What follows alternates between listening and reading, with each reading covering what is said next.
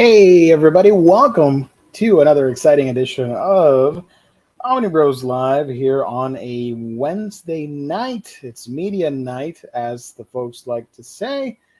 We're going to talk about some comic book stuff, some comic book TV shows, and a whole bunch of other cool nonsense. So if you're watching, thank you so much. I do appreciate it. Flying solo tonight. You guys in the chat, you are the true MVPs when it comes to these solo shows. Thank you, everybody. The artist formerly known as Jesse Say What, thank you so much for being first. You win 2,555 Omnibros digital points. Someday you'll be able to cash them in. Not right now, but you won that amount. So thank you. The Geo Show is back. Yeah, at this point, I'm gonna rebrand this thing, and I'm just gonna call it Geo Bro Live or Geo Omni Geo Live or something. I don't know. I'm still working out the kinks. Cool. Thank you for joining, my man. Thank you so much. Is Gabe running the Omnibros IG account? Yes. I used to have access to that, but I got so occupied with life and stuff that I dropped the social medias, which was a bad move. But we are starting that up again. Excited about that. Larry, thank you so much, sir, for joining. I appreciate that. I actually really like the alien emoji. I'm a huge fan of aliens and UFOs, believe it or not. Call it, Rick Ray. I like this. Call it the Inhumans Omnibus Collectors Network. Hell friggin' yes. As you might know, I'm still, over here, petitioning for an Inhumans Omnibus. We're going to make it happen. It's going to be the surprise drop for next year. I'm predicting November, December of 2023. We're going to have that epic announcement of an Inhumans Omnibus. I feel it in my veins. It's coming. Just wait. Don't take that out of context, please. Who's ready for the Rings of Powers? Yes, and I am upset that I don't think we're going to be able to review it on freaking Wednesdays again. Isn't the show going to air on Fridays? Rings of Power release date. That comes out September 2nd. Son of a gun. Okay, so I can't review She-Hulk live because it's on Thursdays. Now I can't talk about the freaking House of Dragon on Sundays, even though I'm not watching it, because that is Sunday. And now I can't watch, or I can't talk about Rings of Power live on a Wednesday. Might as well move the freaking show to Sunday nights. But that's not going to happen. I'm busy on the weekends. But just, part of the gag. Evening, Geo. Solo. Hope all is well. Yes, all is well. Hanging in there. Surviving. Cautiously optimistic for the Rings of Power. I think it's so ingrained. I will talk about it next week. It's so ingrained in people's minds when they talk about Lord of the Rings. You know about the movies and Peter Jackson and that cast, which is legendary at this point. It's so ingrained in the pop culture mind that it is a little bit jarring. And when I look at the trailers, even I go like, I know what they're doing and it looks awesome, but something's odd here. and it's because I'm so used to, in my mind, like aside from the books, obviously, when you talk Lord of the Rings media, you immediately go back to the 3 movies. So we'll see. I am super excited for it. Great starting first impressions from people on Twitter and stuff. So I'm really psyched. And they better, because they wasted so much money. I talked about it on the last episode. It was $50+ million dollars per episode. That is insane. Star Wars Andor. I don't care about Andor. Come on. I mean, yeah, it looks great. I love the trailer, but come on. I'd rather talk about a live reaction, or not live, you know what I mean. A live reaction on She-Hulk. Pumped for it, yeah. The Sunday morning time slot was always a great time. Yeah, I just me personally, I couldn't commit to it, and I always told the guys like I can't do it. It was always super busy for me, so that's why I was rarely on back in Jesus 2019, 2020. Been a minute. Gio, have you been following the latest UFO?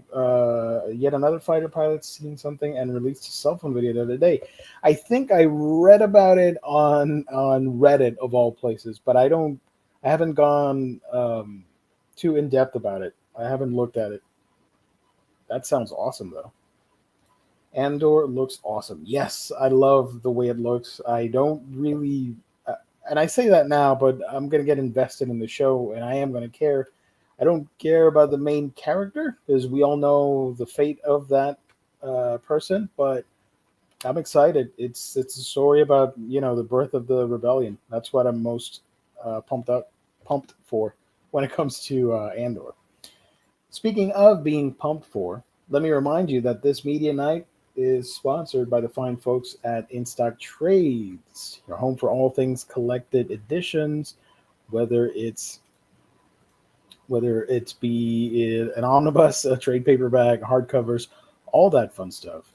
You get it at instocktrades.com. Great deals, up to 50% off.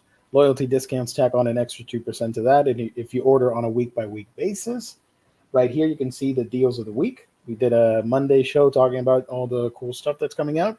And here we go. I'm pretty proud of myself. I mostly got it right. I said the Brightest Day Omnibus was going to be discounted, and here it is, 50% off. And I think I suggested the Batman book, the Batman 89. I didn't get to the Marvel one. I think I suggested Soak, but they went with Devil's Reign X-Men.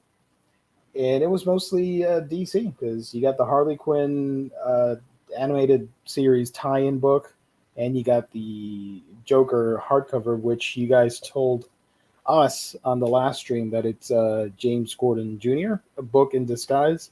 So a lot of people do recommend it for that. But here's your shot. You got a whole week to get this at half off. And if you place another order, you can get it for 52% off. That's great. Great deals all around. Wonderful stuff. Excuse me. Wonderful stuff.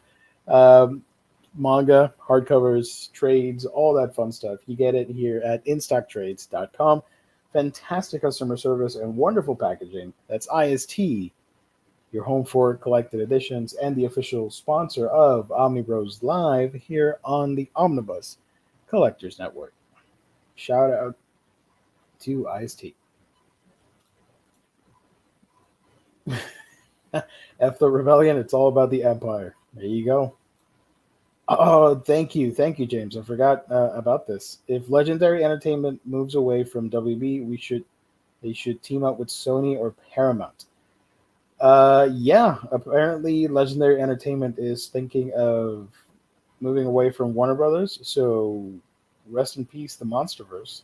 We might see. Well, it's not going to go under, but it's going to delay things, and they'll release it under a different company. Maybe both. But yeah, Sony would be interesting if they did that. Fantastic Four Full Circle slipcase is sold out. I think the regular edition is still available. Let's go look live while we're at it. Let's go back here to the stock trades. And if I click on the new releases, let's see. By the way, that Bleach 20th anniversary cover, that's pretty cool. I do recommend it. Keep in mind, it's just a volume 1, so it's more of a decorative piece for your collection. Let's see, over here, Joker, yeah. There's Silk, there's Sin City. Hey, here's the Vampire Hunter D Omnibus. I need to get that. Wastelanders, Alien. Is it sold out as well? Oh, wow. Okay. So Fantastic for Full Circle. Yeah, it's all sold out. Let's go. Hopefully, you guys picked it up. I had it on my. I knew it was gonna. I knew it was gonna disappear quick. I had it on my wish list, and I forgot to check today. It was available yesterday, but if you wanted it, tough luck. Especially that hardcover slipcase. Only 3,000 copies made. That is insane. I had to get the regular on that full circle slipcase was gone. Yeah, yeah. Although I'm not necessarily the biggest fan of getting slipcase editions and all that stuff, it's just extra. But the most important thing is that at least you got the book and you can enjoy it and read it. And hopefully, Larry, you can put out a video. I'll watch that on your channel. Everybody, go sub to Larry's Library. Puts out good stuff. Okay. So MonsterVerse, yeah, MonsterVerse could go bye bye from Warner Brothers. I even saw some dude on Twitter complaining because of the multiverses game. There's a rumor that Godzilla is going to be one of the characters there, and if they move, we're not. If they move Legendary with their Toho license and all that, that's not going to happen, right? So some hardcore fan of multiverses and Godzilla was super upset. I don't know. I just found it funny. Yes, the video will happen. Hell yeah. That's why I like to read. So there's that happening.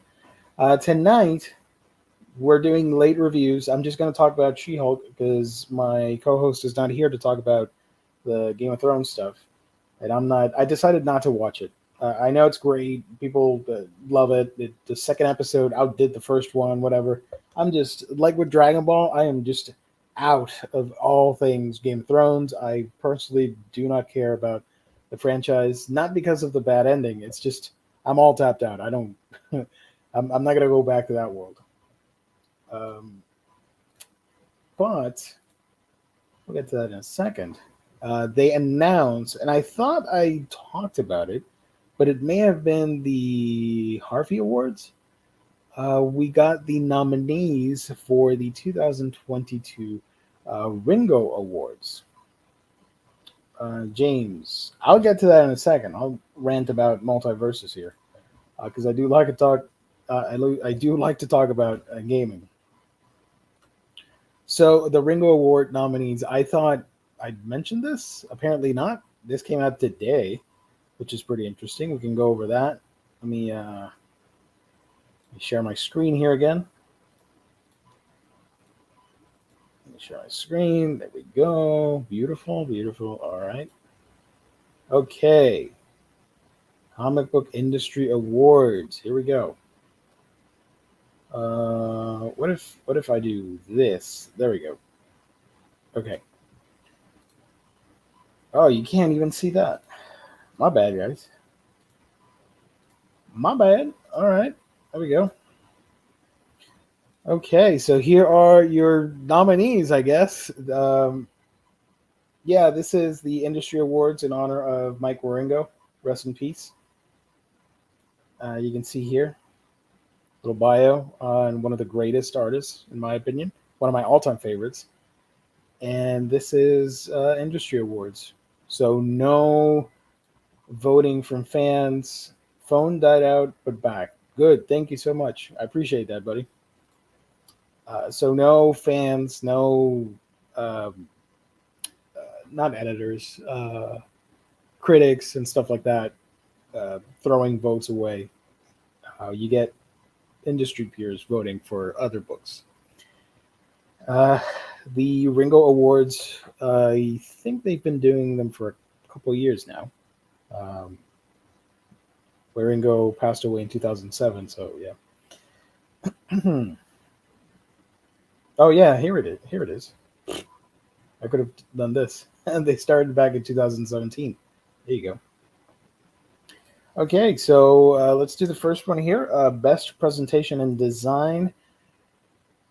Did you hear what Eddie Gein done by Albatross Funny Books? EC covers artist edition from IDW Publishing. Friday Foster the Ultimate Collection from Ablaze. Jim Lee's X-Men Artist Edition from IDW. Lock and Key House Compendium Omnibus from IDW, and Stake from Scout Comics. It's pretty interesting that they did not mention the big two here, and IDW got 3 nominations, so it's pretty rad. If I were to pick a best presentation and design, I would go with the X-Men Artist Edition or the Lock and Key House Compendium. That's what I would vote for. One of those two. Okay. Sorry, I'm looking at another tab here while I talk to you guys. Multitasking. Yay. Best kids comic or graphic novel. I don't know any of these books. Avatar: The Last Airbender, Suki Alone from Dark Horse. Better Place from Top Shelf, Just Roll With It from Random House Children's Book. Nobody Likes You, Greta Grump from Fantagraphics. Rainbow Bridge, Aftershock, The Underfoot, Into the Sun, Oni Press. I don't know. I don't care about any of these. So there you go. Best non-fiction comic work. The Comic Book History of Animation. That's a good one. Did you hear what Eddie Gein done from Albatross? Elvis, the official graphic novel from Z2. Hakeem's Odyssey, Book 1. Run, Book 1. Yummy, A History of Desserts. I will go with Did You Hear or the Comic Book History of Animation for this one. Best humor webcomic. You got the little trash made love advice from the Great Duke of Hell from Webtoon. The Middle Age, Mr. Lovenstein. Rosebuds, Sarah Scribbles. I'm a fan of Sarah Scribbles. I read that, so I would vote for that. Here's where it gets interesting. Best cover artist. Chat, if you guys have opinions, if you have some opinions on these, let me know. It's pretty interesting. Best cover artist. Simone DiMeo, Jeff Edwards, Stephanie Hans, Javon Jordan, Jeff Lemire, Peach Momoko, and Sana Takeda. That's a pretty good list. I had to look up Stake from Scout Comics. Must have been some trade paperback to get a nomination for design. Yeah. Used to be first for close to a whole year, if not longer back in the day. That's true. Then one day my wife said, it's either me or the Omnibros. I know I am now no longer value being first. Hey, you gotta do what's right. Here, yeah. Didn't he do the cover for Maze book? I think that's what it's called. It was released a couple weeks back, and there's another book out that has a Lemire cover. I don't know. Might be wrong on that. Let me know. If I were to vote here, I would go with Simone, my girl Peach, my other girl Sana, Takeda. One of those 3. But I have a soft spot for Sana Takeda. I love her art, so I would go that route. What we got here? Best webcomic. All right. Archie Comics, Big Ethel Energy, Batman Wayne Family Adventures, I Escaped a Chinese Internment Camp, Let's Play, and Lore Olympus. Man, this should have been called the best webtoon thing book, because you got 4 webtoon comics going up against each other.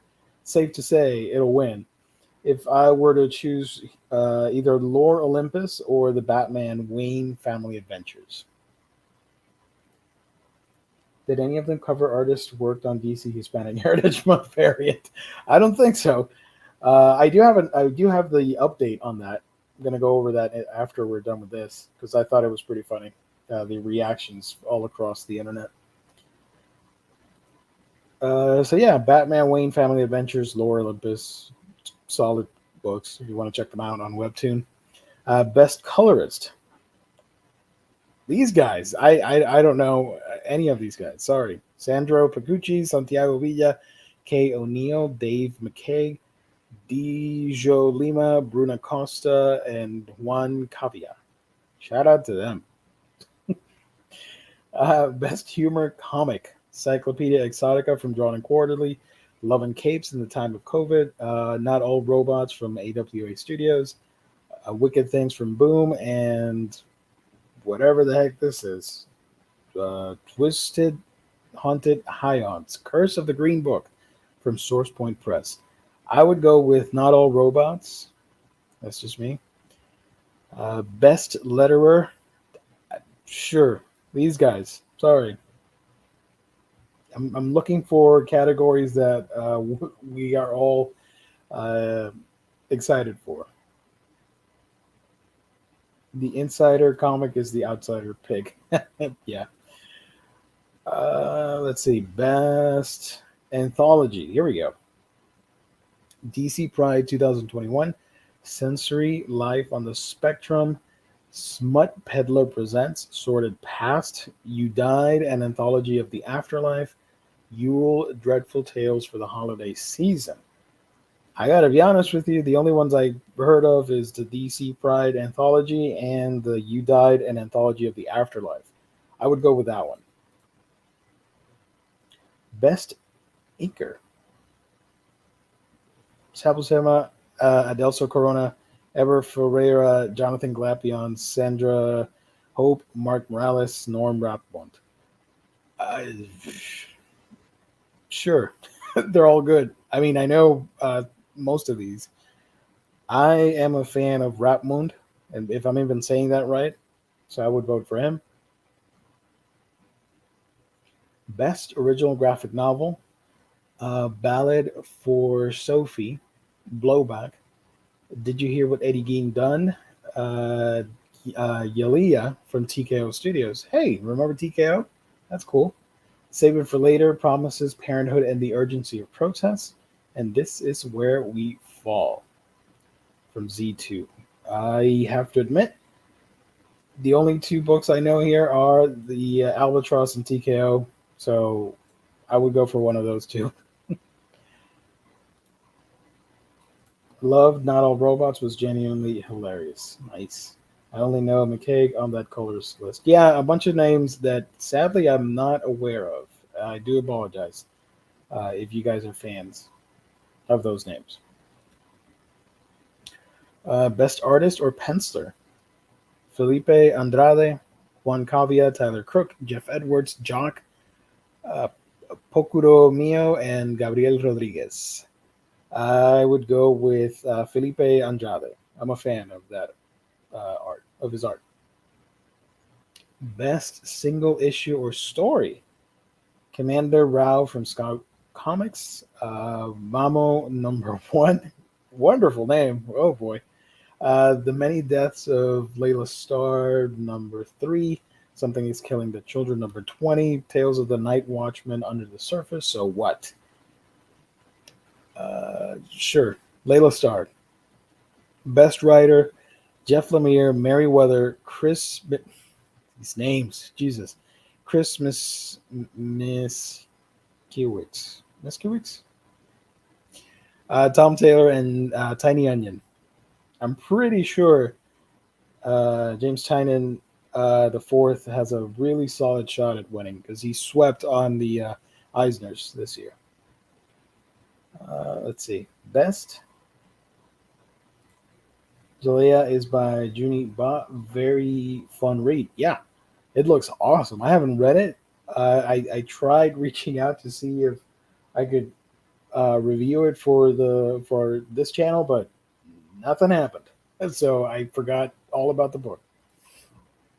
Little insider for you guys that you get on a Wednesday night. Behind the scenes stuff. Best series. Lock and Key, The Sandman Universe, Hell and Gone. Many deaths of Layla Starr, Something is Killing the Children, Stray Dogs, and Siphon. Pretty heavy on the indies. I think Layla Starr could win it. Best Cartoonist, aka writer / artist. Jeff Lemire, Saz Millage, Eric Powell, Caitlin Vilbrandt, and Thomas Zahler. I only know Eric Powell and Jeff Lemire, so let's go with either of them. Jeff Lemire, why not? And that's it. Those are the Ringo Award nominees. As you can see, it's a lot more technical. It's a lot more niche within the industry and not necessarily like best superhero comic. More in depth about single issues, the technicality of writing, penciling, coloring, that kind of thing. But still, pretty cool. I hope. I wish they could all win, but they can't. But that's awesome to get nominated for an award like that. So if you're watching this later or right now in the chat, let me know your pick for best series when it comes to the Ringo Awards. Did I miss anything? No, I did not. Comic pros can vote. Yeah, we can't vote. Only the comic pros. Let's see. Webcomic, cover artist, humor webcomic. Yeah, talked all about this.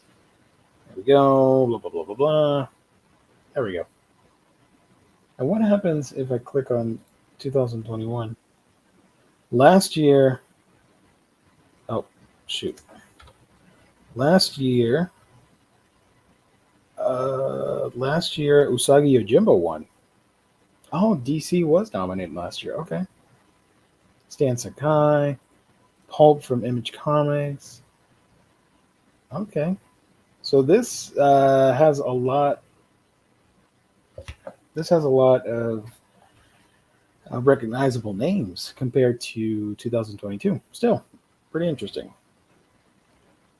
Ringos, everybody. Also on my list of things here tonight, before we move on to TV shows, the folks at Newsarama, we feature them often. They publish their list of the best DC comic stories of all time. And I love doing that because everybody gets upset, and I just laugh at people getting upset over listings or rankings. So let's do that real quick.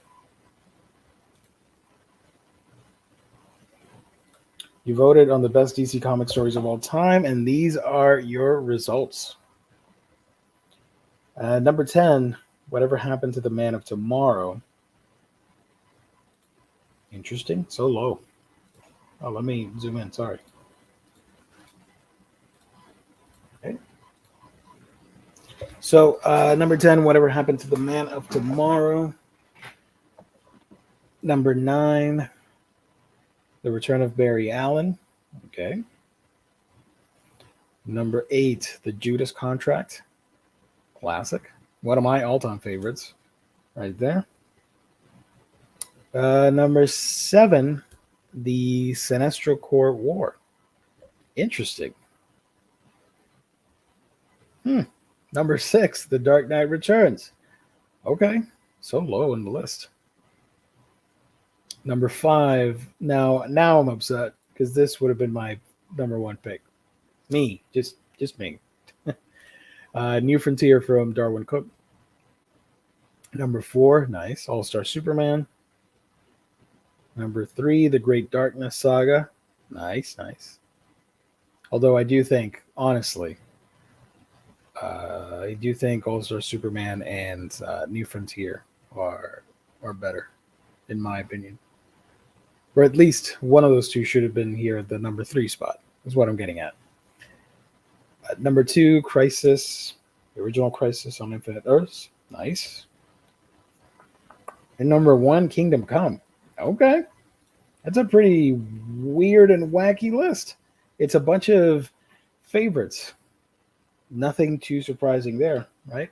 The only book I see here that's not normally tossed around on the best DC stories is The Great Darkness Saga. It's a great one if you love the New Gods and Darkseid and all that, but I rarely see that. My number one pick would have been The New Frontier. That's one of my all-time favorite comics. So there you go. What do you guys think? Did they get it right? Sinestro Corps War? I don't know. I would have placed it further down. Maybe around here, number 9. Whatever happened to the Man of Tomorrow? I mean, it is a short one, but it could have been bumped up, not just at number 10. Interesting. New Frontier over Kingdom Come. Yeah, Kingdom Come's great. The art is legendary, but I don't know. I think New Frontier should be placed higher on any list because it is a genuine work of art. Not to discredit Kingdom Come, of course, with Alex Ross. You know, that art is top notch, fantastic. All-Star Superman should have been in the top 3. I also agree. 1, 2, yeah. Take Legion out. Actually, you know what? Friggin' Crisis. Don't take it out, but move it down the line and make room for All-Star Superman. That's what I would have done. A good, solid number 2. And my number 1 would have been New Frontier, like I mentioned. Return of Barry Allen over more Swamp Thing and Sandman. Maybe they weren't going for. I mean, does it say anything about being exclusive to DC Comics and not Vertigo? Maybe that was it. Let's see over here. True to form, DC's once again drawing on a. No, they don't mention anything about the voting restrictions, so that's kind of weird. But yeah, I feel like at least Swamp Thing should be here, you know? Return of Barry Allen. That's an odd one to place on a list. Okay. So, with that out of the way, let's talk some late reviews. Let's talk about She-Hulk. We're a week late, but man, what a cool episode. Episode 2 titled Superhuman Law, where She-Hulk is, she has her first case and is representing Emil Blonsky, a.k.a. The Abomination, at his parole hearing. And of course, it's not going to go according to plan. I'm not spoiling anything. It's been a week, so hopefully you guys don't mind. I'm not going to go too in-depth about it, just my overall thoughts and impressions, but it's really awesome. I like the show. It's funny and wholesome in areas, and She-Hulk herself has done really well. I'd enjoyed it.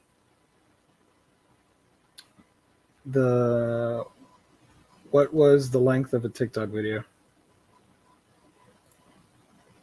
So I've been really enjoying it, and I think they've been doing a good job balancing, because they did mention that they were specifically making this a comedic series, which I laughed at because all of the MCU stuff is comedic. I mean, yes, there are a lot of serious moments and there are serious movies in the universe, but anyway, yeah. And James brings up a good point, which I was going to mention in a couple seconds now. The episode finally addressed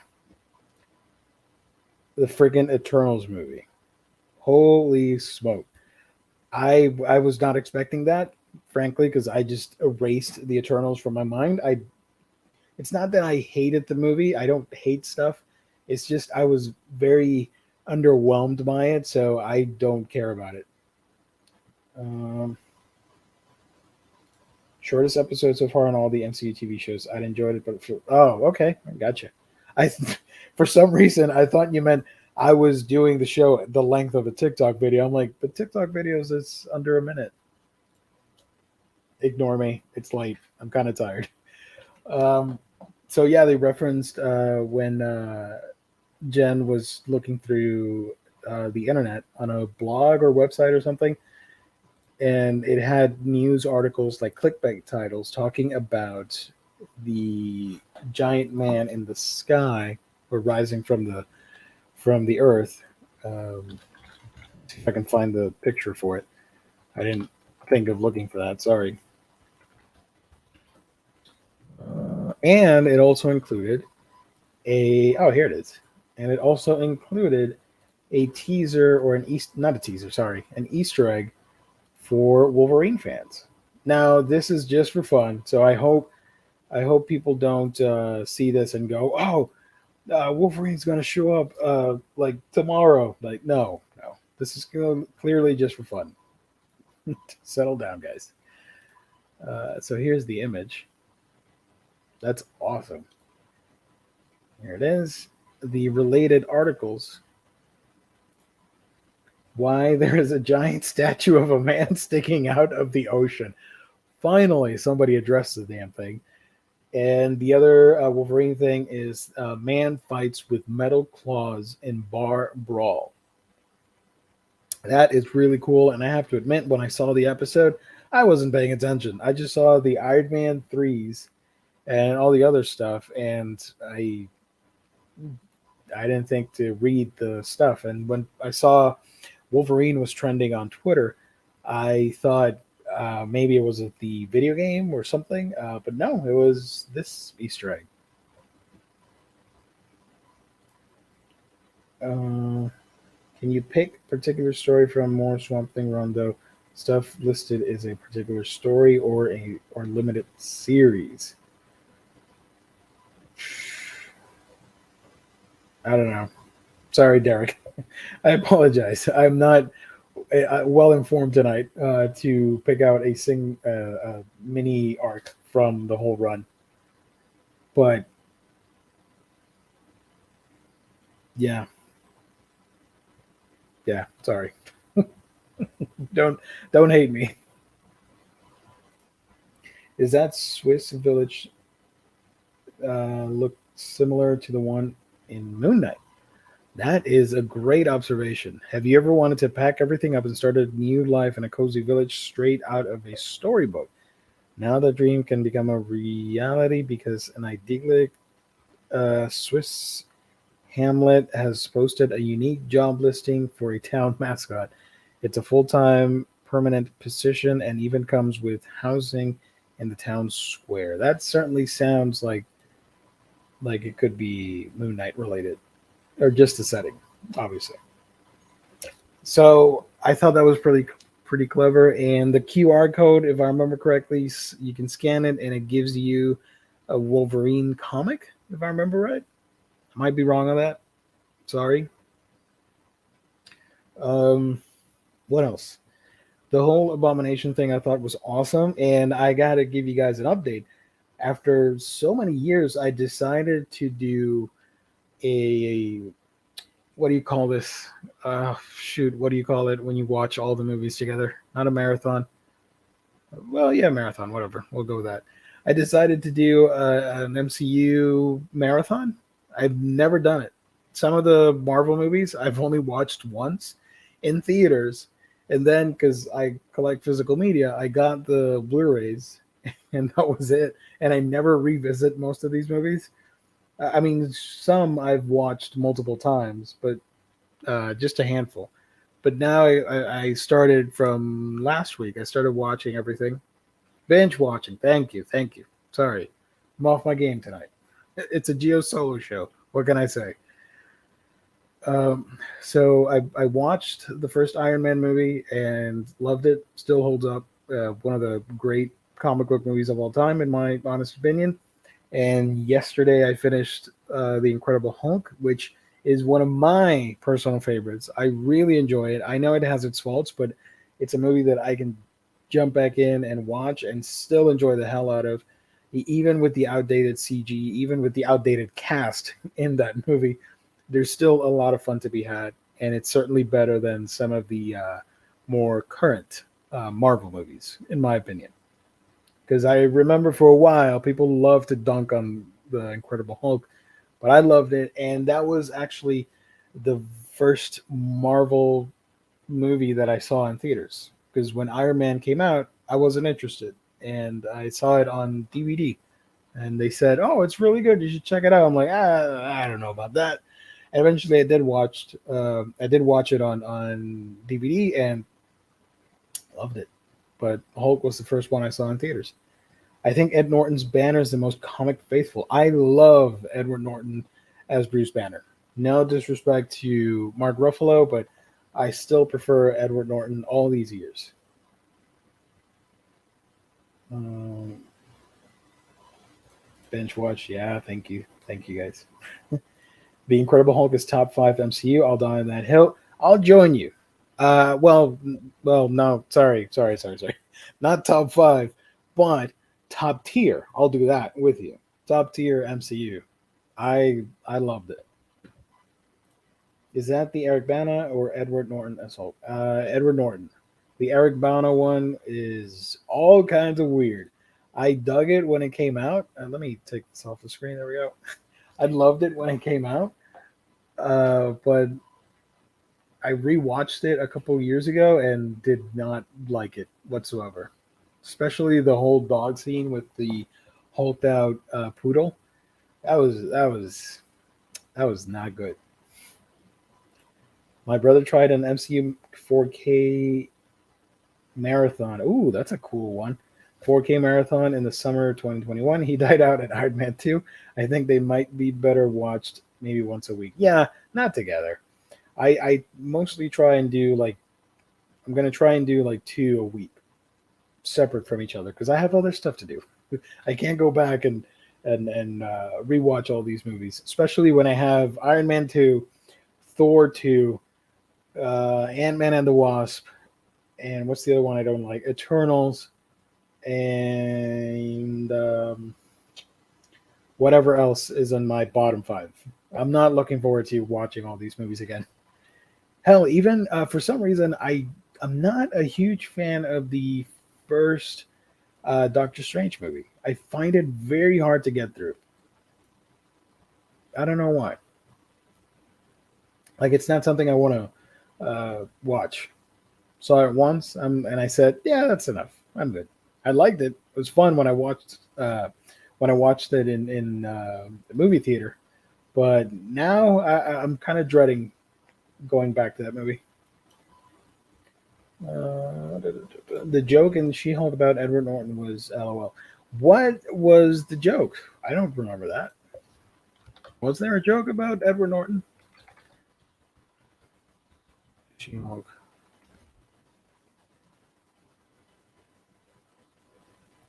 Mark Ruffalo loves how She-Hulk addressed Edward Norton.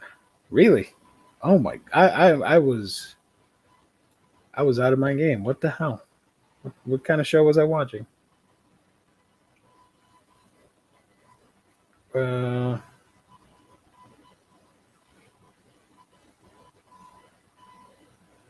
let's see.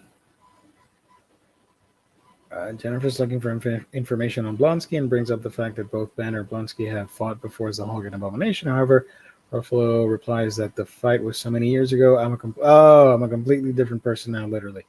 Oh yeah. Gotcha. I thought they were like joking about Edward Norton, but I got you. Black Widow was also wretched. Black Widow, I don't. I have to watch that again. Yeah, I don't know. I like the fights with the Taskmaster, but that was about it. Everything else, I'm like, I'm okay. Also, please don't hate on me because I know a lot of people get offended somehow. These are just movies, and it's okay to not like them and like them. I like a lot of stuff that you guys think are awful. So, I always say that because after the show, somebody either comments or they leave dislikes because I said one thing that ticked them off. Poor Lou Ferrigno got the shitty adaptation of the Hulk, no CGI whatsoever. Then he goes and makes a Sinbad movie. Lou Ferrigno has been cashing in on the Hulk Easter egg / references for a while, because whenever they do something about the Hulk, he shows up. He does a cameo, and he also voiced the Hulk in the Eric Bana movie, and he voiced the Hulk in the Incredible Hulk, and he showed up in both. Right? Yeah, one of them with Stan Lee, and the other he was a security guard. I'm going to get hate here. I'm going to hate here, but got to say, Marvel Phase 4 is underwhelming. Yeah. I'll be honest with you. Here's a hot take. So far, I've preferred the shows over the movies. That's just me. Eternals, I did not dig. Gabe, hold on. Gabe is going to show up just as soon as I can share the freaking link. Hold on. Where do I do this? I forgot. Share. Oh, the invite button. Hold on. Heading on to our chat. Hold on. There we go. I posted the link.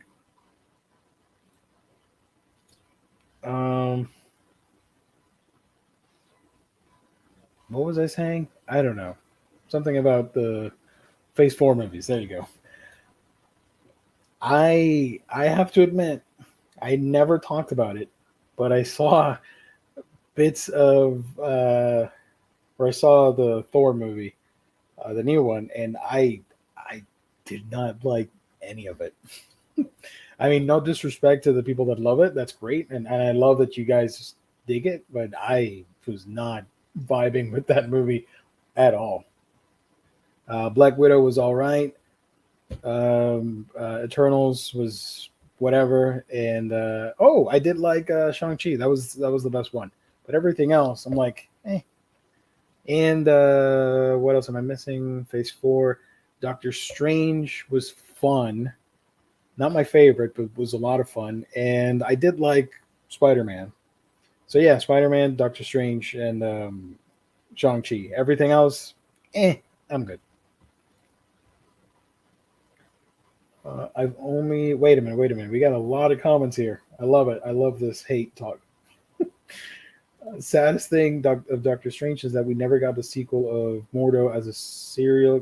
Yes, thank you. I forgot about that. When he showed up in Mom, Doctor Strange 2 Boogaloo, I was disappointed by that. I mean, it's cool that he was an alternate version with the Illuminati, but like, come on, man.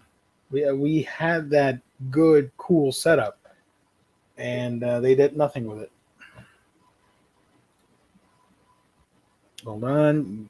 Gabe is signing in, connecting his mic.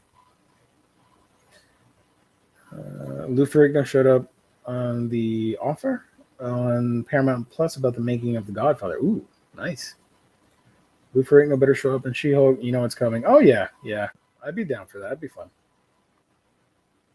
Hey, what's up? What up, Gio? How's it going, brother? Not much. Talking hateful things about Marvel movies that we don't like. Oh, but all in good fun. I know. Yeah, and I saw. I was listening to the comments when you're doing it earlier. Yeah, I don't disagree. I think Marvel Phase 4. What's a sports term they use? It's like a rebuilding year. Like I think COVID. I think COVID had a lot to do with some of the choices that they made on some of these movies and things like that. But Thor: Love and Thunder was the worst thing I've experienced in a long time for movies, unfortunately. Yeah. I looked at it. Like, if you like it, if somebody likes it out there, awesome. I wish I could like it too, and I would love to have liked it, but I don't know. It was like 30 minutes into the movie. I leaned over to my wife. I go, "This movie's stupid."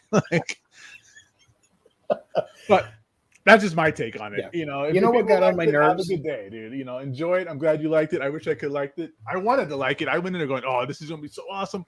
the trailers are great and gore is going to be fantastic and everything, and it was everything but that for me. Yeah. So. One thing I was not a fan of that really got under my skin were the goats. I didn't find it funny. I found it so irritating. I'm like, this is okay. totally turning into the Thor: Love and Thunder movie's garbage show. Yeah, the goats were bad. Worse than that is that weird love triangle between Mjolnir and the axe and yeah. Like, I was like, dude, they just ran out of ideas, or I don't know where that came from, but yeah, it wasn't. That was weird. And then like all the kids, like Thor can just turn any piece of garbage into like a mighty Asgardian weapon. Like, how come we didn't do that during Endgame when Wakanda was just getting wrecked by like a million of those Death Stealers? And the one scene that became a meme on Reddit is spoilers. Heimdall's kid when he shows up as a floating head. I mean, they joked about it in the movie, but it turned into a meme on Reddit and Twitter, and I've seen it posted a bunch of times. I'm like, that's not the best. Yeah, I felt bad about Christian Bale's gore because he was cool, and then he was like all goofy, and then he was creepy again, and then he was all goofy again.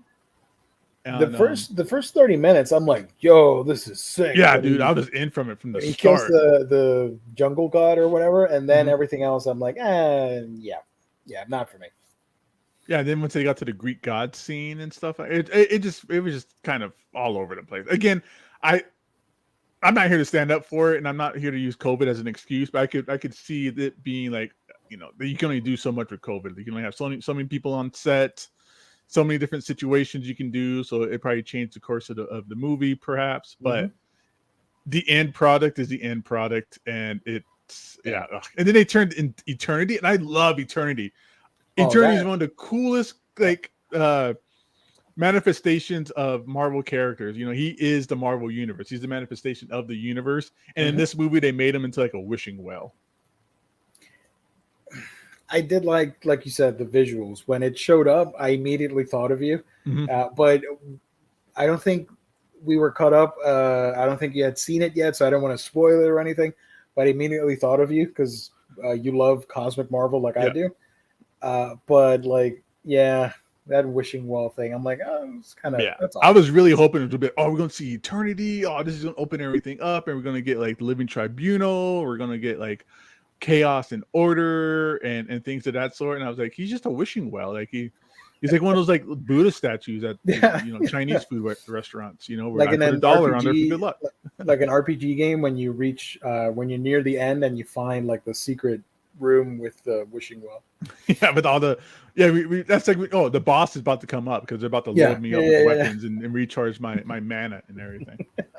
Jaegernaut, Gabe, great seeing you back here, enjoying you on the Lords. On the Lords, awesome. Well, thanks for hanging out with me on the Lords as well. On the Lords, man, great work. Lords of the Long Box. We go in there. It's another YouTube thing where I hang out with some friends and we just talk about like the biggest selling single issues and like fun stuff like that. I saw that I think that show's on Spotify. Yes, it's on. Because I remember hearing an audio version of an episode you were on, and I think it was on Spotify. I don't remember. Yeah, it's on Spotify. Yeah, so that's probably where you heard it from for sure. But yeah, thanks, man. I'm glad to be back. I'm glad to hang out with the old boys again. Yeah. I did see a question back there, Leo. Gio, I don't know if you saw it. I don't know if you talked about it, but I want to talk about it. Did you get? I know the answer, but the TMNT Cowabunga collection. James. Yeah. I did get it. It shipped yesterday, but I haven't gotten it yet, so I'm waiting. How long does that take to get to you in Puerto Rico? Prime probably a week. Okay, because mine shipped out like last week, and I'm getting it tomorrow. So I'm pumped, dude. If anybody gets it, like we could try to throw together like a cool Omnibro. Not just us in the group of Omnibros, but the viewers and stuff like that too. Maybe get a couple games going because it is a lot of those games are 4-player, right? So we can go in there and beat up some stuff. I would love to host a thing where people can just watch us play and like, here's the code, and everybody can jump in. Like I think there's a way to stream that too, right? There's a way to stream on the Switch, isn't there? It might take some finagling or something, or maybe like OBS or something. I don't know, but yeah. I can patch OBS and the capture card through StreamYard. It's a little bit laggy, but I think I can get it to work. I think it'd be fun. I'm down to play with people. Like, you know, I haven't used my Switch ever really since like I got a stack of cool games, but with the way my job is, I could just kind of play in between work, you know. That's what I've been doing. Comics. I've been reading a buttload of comic books lately because I could just read it in between phone calls. Nice. James got his copy in the mail yesterday. Nice. Sweet, that's dude. Really cool. I saw a guy on TikTok who had the collector's edition already from Walmart, and that was cool. It's really cool looking, but I don't want to drop 150 bills on that. But did you get the other one, Shredder's Revenge? No, I'm not sure about that one. I just saw this one. I was like, oh, dude, it has all the games on it. Like, hell yeah, because I had every one of those games growing up, dude. Like, I think I had all those Sega. Those games are expensive now, like Manhattan Project and things like that. I had all those growing up as a kid, and when I moved out here to Vegas, my mom neglected to pay for her storage, and it got auctioned off, kind of thing. Yeah, I had a bunch of stuff in there. Damn. But still, I'd like to go back and relive all that, so that's gonna be fun. If you love the older games, I think Shredder's Revenge, you're gonna love it. I enjoyed it. I got it digitally. I don't think I'll get the physical copy because I didn't love it enough to double dip, but it's a lot of fun. And the fact that you can just go in and play with anybody online and enjoy the story, that's awesome. I'm gonna get us together and do Mario Party too.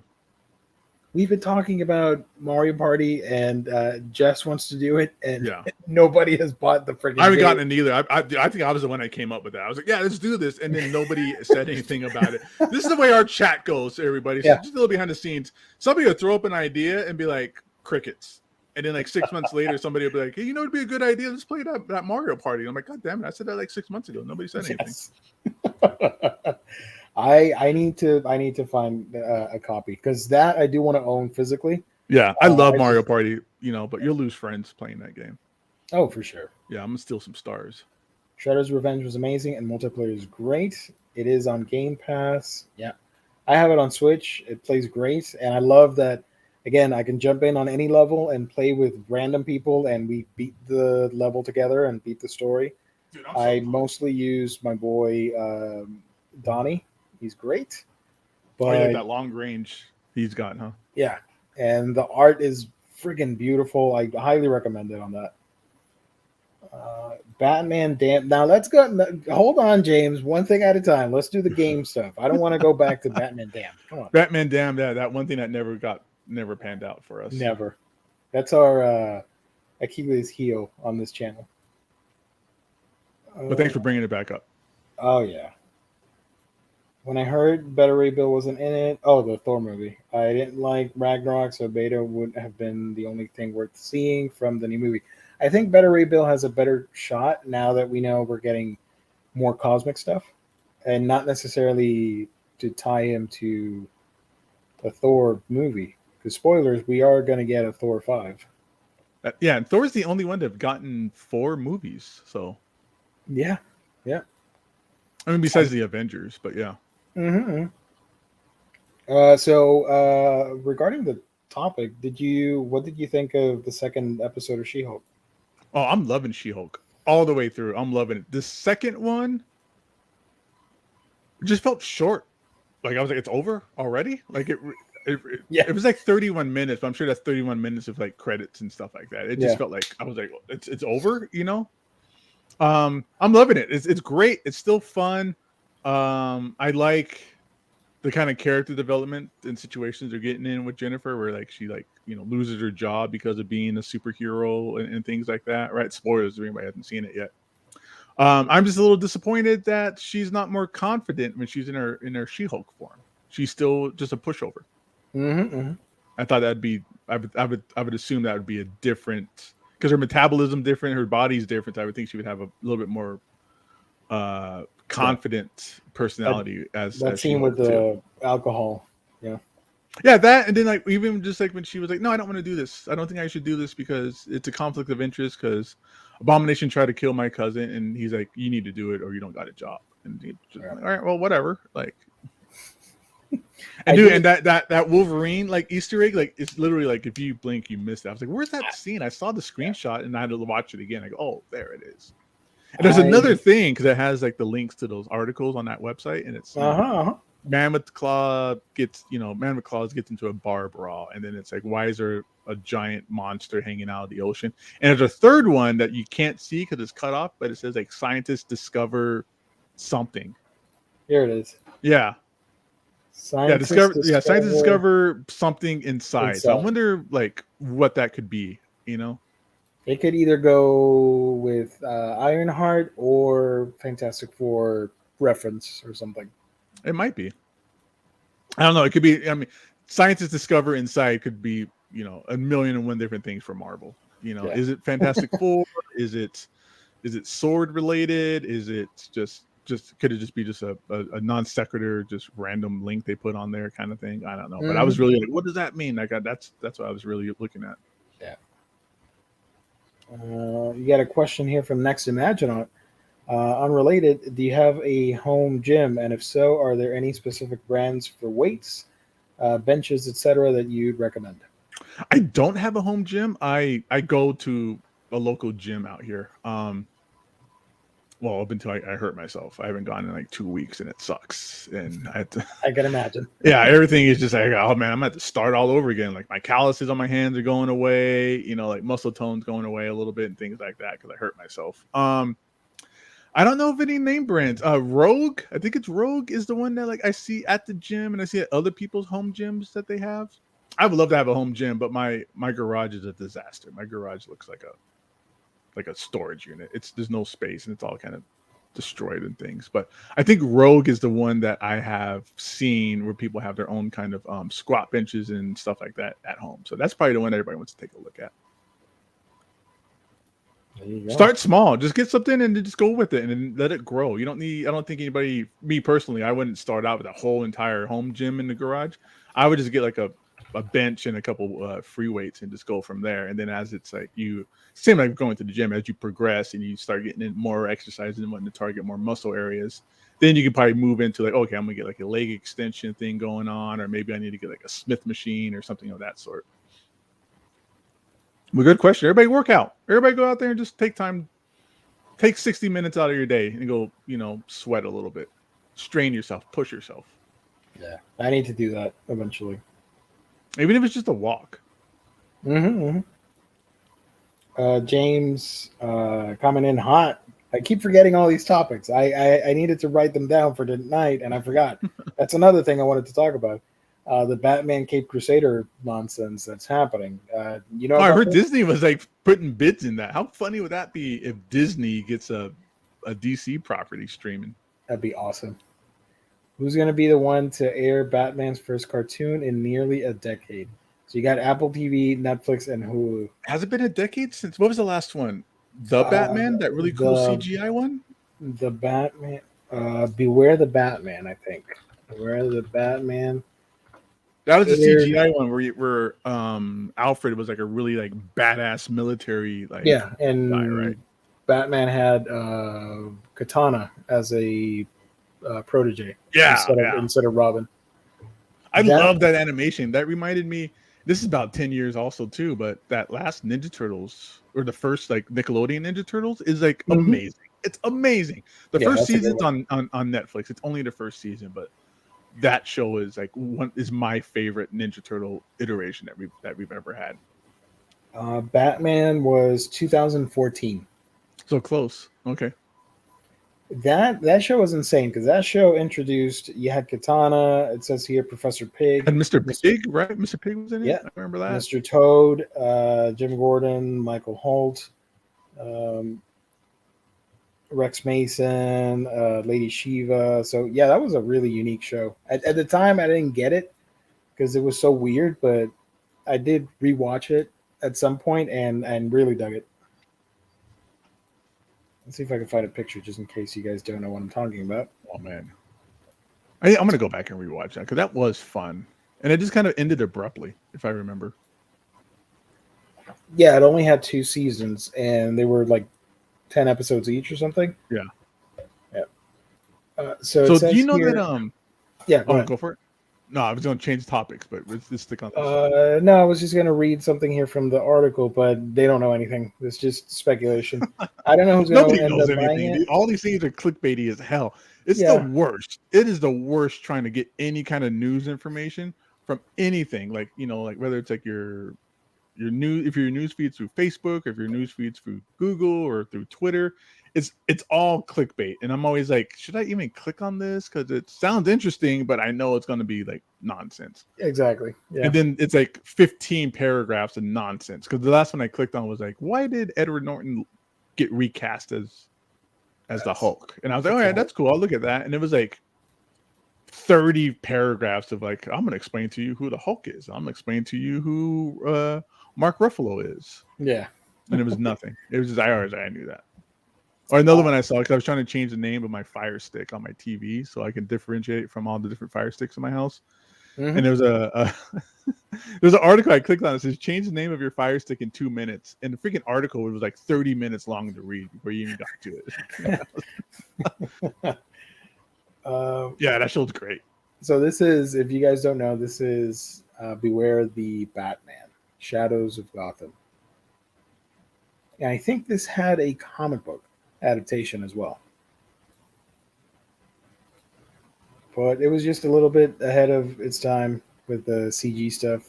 I think it was canceled too early. It's an odd looking Batman, like just kind of his facial structure and things like that. He's really weird looking, but it was a high impact show, man. It was a lot of fun. Yeah. I could see this being I think it would have been cool, like a video game. Mm-hmm. Well, this is also the time, it's same fairly CGI style look of that Green Lantern show that was incredible also. Oh, that show was great. Yep. Yeah. Here's a picture of that. That was a great series, canceled prematurely as well. That was the era where they cut Green Lantern, Beware the Batman, and Young Justice. The only one that survived eventually was Young Justice when it got picked up for the 3rd season on the DC app. Yeah, but that was like 4 years later or something like that. It was a long time between them. Because I was still back when these shows were basically funded and lived and died on like toy sales and stuff like that. Yes, yeah. That and the Young Justice was canceled because of the toys, and Wolverine and the X-Men was also canceled because of budget reasons, and I think they couldn't market toys for it or something like that. And it's funny, it's really not about that anymore. Like, especially these streaming shows, it's more about like, I guess, views or subscribers, or I don't know what kind of. So yeah, Batman Cape Crusader. I think it's my prediction: Hulu or Apple TV. I don't think Netflix will grab it. I think Hulu will win. This is my prediction. I hope Netflix doesn't grab it, just because not too many of their shows last a season or longer than a season. I'm not a big fan of Netflix, honestly. So I hope they don't get it. Do they have a show right now? Like, do they have like a must watch like show? They have friggin' Stranger Things. That was like 2 months ago. Oh, come on. Yeah. All right. But I'm not a fan of that show, so not for me. Michael Collins. Gabe is back. What's up, Michael? Thanks, man. I'm glad to see all the love back. Thank you. Likes my shirt. Snyderverse that they said was a mistake. Yeah. I'm still a fan forever and ever, even though people like to hate on those movies. I'm a fan. Good. Like it. I'm down for Aquaman too, with Ben Affleck coming back as Batman. Oh, I'm so excited for that. Yeah. You have no idea. I love Batfleck. Oh, he's my favorite Batman. He was great. He didn't get a chance to to spread his wings, I guess you can say. Like, he got very little time to be Batman. Yep. And the friggin' the Batman movie was supposed to be his. Yeah. It was originally going to be Batman versus Deathstroke, and then it got turned into a prequel story and they brought in Robert Pattinson, and the rumor was that he was going to jump back and forth in the timeline, so he would be playing a young Bruce, and then Ben Affleck would be the older one, and then it got scrapped completely, and it turned into the Batman movie that we now have. So that was a disappointment. I mean, I love that movie, but I really wanted to see Ben's solo flick. Shit, I forgot to clock out of work. Whoops.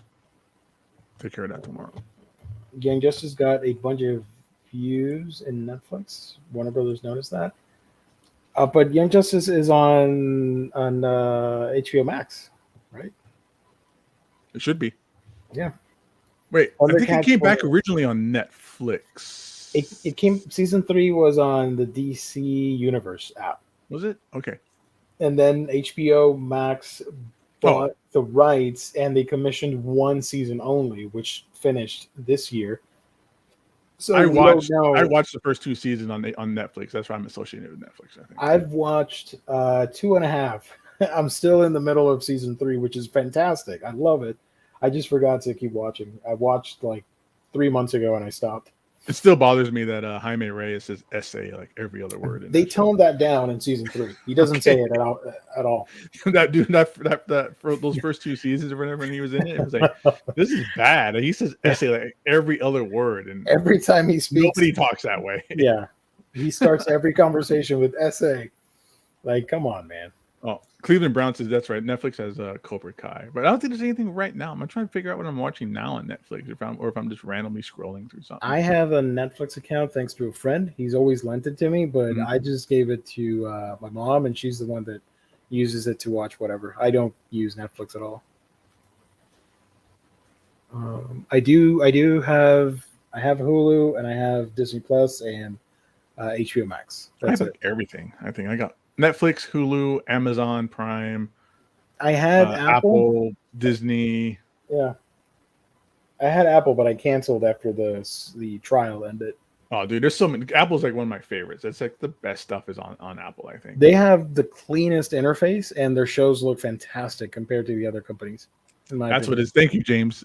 Sandman. That's what's on Netflix. Oh, Sandman. There you go. Yeah, I watched. No, I keep falling asleep during it. I don't know what it is. I don't know if it's because whatever. My wife's been watching it like crazy, but I'm just gonna fall asleep. Honestly, it's because it happened right after I broke my foot, and then I've just been taking a lot of painkillers, and I was just passing out. Yeah. I told the chat I'm not gonna watch Sandman because I've never finished reading the comic. So when I finish reading the books, then I want to go back and see the show to see how they adapt it.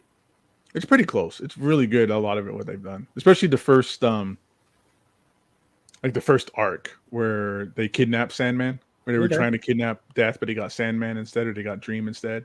Yeah, like that's all really close, and a lot of that stuff on there too. That's about as far as I got. Was like the first maybe like 2 or 3 trade paperbacks. Nice. Yeah, I've only read the first 2 absolutes, which should be, I don't know, like 20 issues or something. And then I never got more of the absolutes, and now I got the deluxe editions, and now I'm planning to read the series again from the beginning in that format. But I found out that deluxe edition volume 3 is still out of print, so that sucks. I'm waiting for that to come back. I think they said, I think some retailers are saying that all of it's out of print at the moment because of the show. I think they just bought it all up. The deluxe hardcovers. I think all of them are out of print at the moment. Those are my preferred formats out of everything. Not too big. I like that too. Not too small, just right. I've been buying epics like a maniac. Like I've really been falling in love with epics and like complete collections. You need to film a collection update on your shelf. Yeah. I've sold a lot. Like my collection doesn't look like anything like it used to. Like I've sold a lot of stuff because it's one of those things where it's like this omnibus is out of print and it's like $300. I'll take $300, right? So, because most of the stuff comes back into print anyways, but yeah. There's even some things that, I sold like that Inco, like big old slipcase. I sold that I had and things of that sort. I was like, I'm never going to read this. I'll just get a regular version of it. Gabe, did you see Beast Kingdom Gargoyles Goliath action figure? It looks bad. Bad or badass? I'm not sure what Beast Kingdom Gargoyles Goliath is. Beast Kingdom. Because Beast. I know Kingdom, but that's a manga. I don't know what Beast Kingdom. I know Beast of the X-Men, but no. Yeah. I have all of them on pre-order. Like, other than which one just came out? I think Broadway just released. I haven't got that one on order yet. Or maybe the doppelganger Goliath, whatever. I have that. That's the. Oh wait, maybe. Dude, at San Diego, we were sharing pictures back and forth, but they had like Xanatos and like the mechanical mecha Xanatos and all those. Yeah. I was like, that's awesome. That is so cool. I'm getting every one of those figures. Every one of them, I'm buying. Goliath. James put a link. Shoot. How do I? Toy Art Beast Kingdom. Let me search for that. Yeah, let's see. Gio pulled it up. Toy Arc. Because my Demona and my Bronx just arrived at BBTS. Oh, I've got like 6 or 7 like figures sitting in BBTS on my my loot drop. My BBTS pre-orders are all statues. Is that where you got your Darkstalkers? Yeah, the Darkstalkers, and the SNK stuff, and the new Berserk statue that's affordable. And I got some of the gaming ones, the Capcom ladies. They're putting out Pop Up Parade. Sorry, statues. Look at that! That thing is cool. I'm down. I don't know about that. I mean, this face is kind of weird. Look at that. Yeah, but I don't care. It's gargoyles. I'm buying it. Oh, that's terrible too. What the hell? It's almost as bad as it looked in the movie. This, I'll be honest, this looks like if you do an old man Goliath storyline where he's super old in the future. Yeah, he looks like an old man because he's got his loincloth pulled up way over his belly button. Yeah. The other this is looking more and more generic the more we see pictures of it. Oh no. I don't know what that is. Yeah, it could have been a lot better. I don't know about that. Oh well, if it's gargoyles, I'm gonna get it. Whatever. You get that one dud. What I would like to see are the games for how many Gargoyles games did they put out? Do you remember? I can only think of one, the Sega Genesis. The Sega Genesis? I'd love to get that back in modern consoles. Yeah. I bought that a couple years ago, like the retro version. Like I bought the original one not too long ago. Video games. That one has like a poster in it. It's a crappy poster, but it's a poster. So it's one of those things if you want to get it complete, you got to find the poster. Oh, so that game only came out on Genesis. I thought it was on different platforms. Yeah, no, so it's just Sega Genesis, and it's the later version Genesis where it was in the cardboard boxes and not like the hard case. So all those boxes are always just completely trashed. I would love to see that back in modern consoles. That'd be pretty cool. Well, we'll see what happens because who is it? Is it slave labor? God.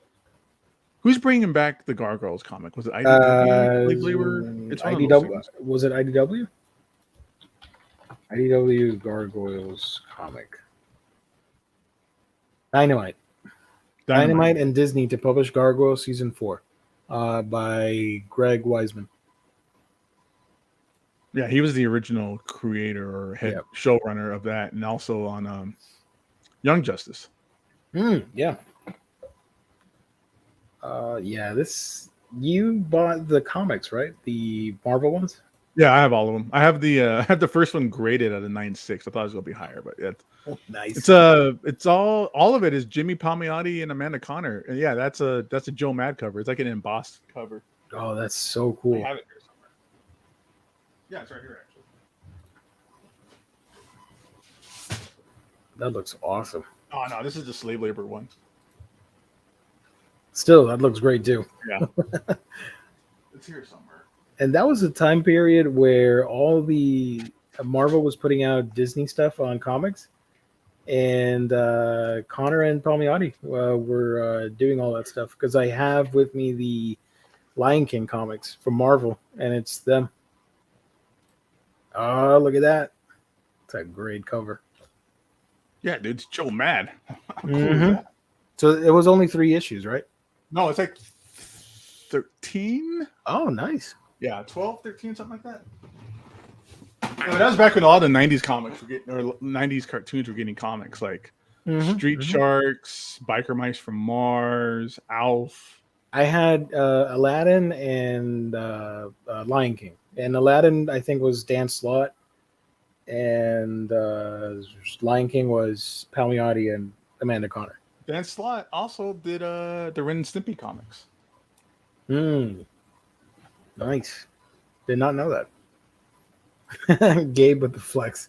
You know how it is, Raphael. Hey, you bring it up. You got, if you have it, you got to show it. I ordered Last Ronin TMNT figure to place near the book in my library. Also, RoboCop in chair and the RoboCop 2 villain. Oh, the RoboCop 2 villain, Nuke. He's awesome. Is it Nuke? No, Nuke was the drug. I don't remember. Frank Miller wrote that. Again. Frank Miller wrote that movie, and they chopped it up like really bad. Like it wasn't the same story, I guess, but they still gave him a part in the movie. Really? Yeah, he plays like a scientist that was making the drug or something like that. I need to watch those movies. It's been ages. James is bringing me back. He's talking about SWAT cats and Pirates of Dark Water. Oh, yeah. Pirates of Dark Water sucks because they ended it before you even got to the end of the story. Like they didn't even get to finish that story. I remember SWAT cats, but not Pirates of the Dark Water. Oh, Pirates of the Dark Water was great. The cartoon was great. They also did what's that show? King Arthur and the Knights of Justice. For maybe the 3 people out there who know what I'm talking about, they did like a 3-issue miniseries of that too. King Arthur and the Knights of Justice. Yeah. I don't think I read or saw that. Oh, dude, that cartoon, dude, the intro song for that cartoon is one of the coolest. It's like it's so metal. This was and they even put out a video game for SNES. I didn't know that. I bet you it's expensive. Let's check price charting. King Arthur and the Knights of Justice. Yeah, it's about a modern day high school football team that somehow I forget how it works, but they got hit by lightning or something happened. They got time travel back into the age of King Arthur, and King Arthur was like trapped or disappeared, so they just kind of took over the role of King Arthur and the Knights. I remember that. Thank you for telling me the plot because I'm starting to remember that series. And they had like these chest emblems of like whatever their weapon was, like lance like come out of his chest. Wow, I forgot all about that. That's awesome. Look at that complete price, $150. And a brand new copy, which is really rare, almost $500. Loose, $60. Look at it. Just the manual itself is like $37. That is the stupidest thing, and I hate that about retro gaming collections, that people are willing to spend $30 to $40 on an instruction booklet. I can't. More for certain games too. Who knows? You know, I've seen instruction booklets and manuals go for close to $100 on certain like RPGs and stuff. I don't get it. For me, when I buy games, I've stepped away from it, but I do want to get more into the games and stuff. I'm cool, especially with like NES. I'm cool with just the cart and the manual. That's kind of what I had as a kid, was just the cart and the manual for the most. I always do the boxes away. Probably tore them up to get the game out. I'm cool with just the box or just the game and the manual and the sleeve. That's all I would Here's Gargoyles for Genesis. Loose price is going for $30, $35. Yeah, but who puts a loose Genesis game? That's gross. And complete in box, you're looking at $160. Yeah, that box. I'm sure that they don't really chart like the condition of the box, but that's important because that box is always wrecked. Always wrecked. Yeah. It's like a cardboard box with like a cardboard sleeve. Like it's ugh. Like mine, I got not in the best shape. It's all wrecked too, but it is what it is. But I loved all those Disney games like Aladdin and Lion King back on Genesis. I put out a video on my second channel, the gaming one, where I imagined like 5 Switch collections that I would like to see. And one of them was a volume 2 to the Disney one.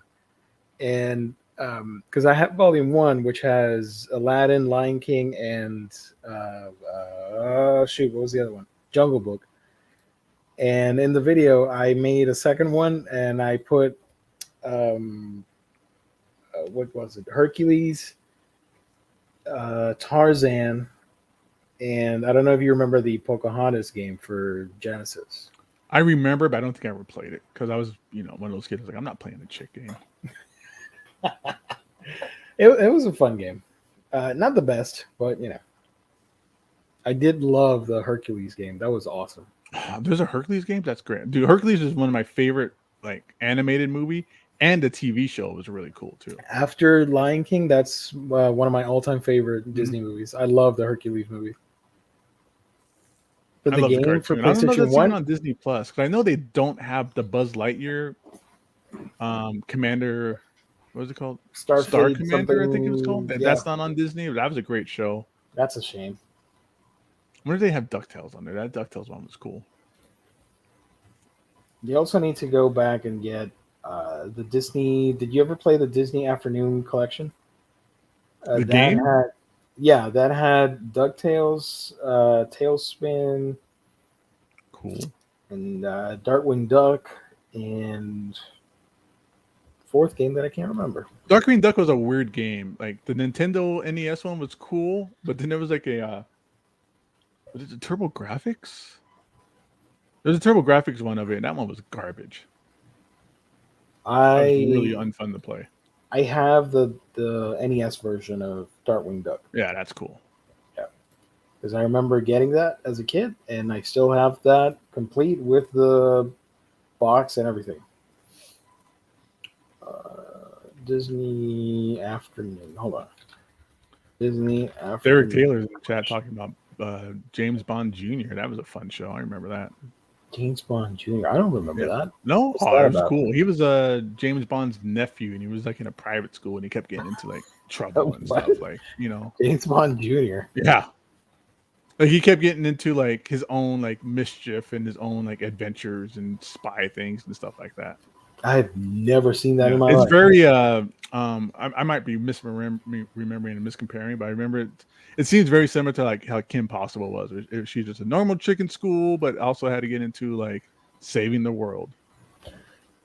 There was a game? Is that real?